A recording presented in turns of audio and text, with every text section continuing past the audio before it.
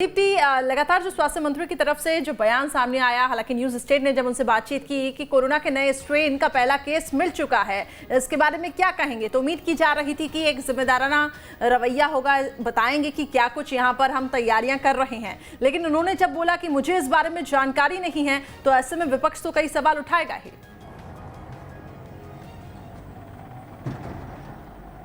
बिल्कुल करिश्मा, विपक्ष का सवाल उठाना बिल्कुल लाजमी बनता है।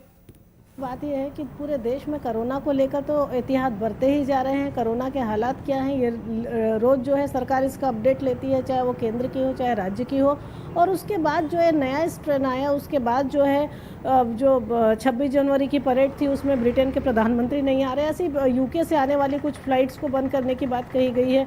तो उसके बाद अगर इस तरह की स्थितियां हैं कि कोई एक पॉजिटिव केस आया है और वो नए स्ट्रेन का है, वो इंदौर तक पहुंच जाता है और इंदौर तक पहुंचने के बाद बड़ी बात ये होती है कि 2-3 दिन तक उसकी रिपोर्ट पता नहीं चलती है कि आखिर वो नए स्ट्रेन की है या नहीं है। और जब रिपोर्ट आती भी है तो कम से कम जो स्वास्थ्य महकमे के मुखिया हैं, जो हेल्थ मिनिस्टर हैं, उन्हें ये नहीं पता होता है कि इस तरह का कोई केस आया है या नहीं। तो ये अपने आप में बहुत चौंकाने वाली बात है या फिर ये कई तरह के सवाल खड़े करने वाली बात है कि जिस चीज़ को लेकर।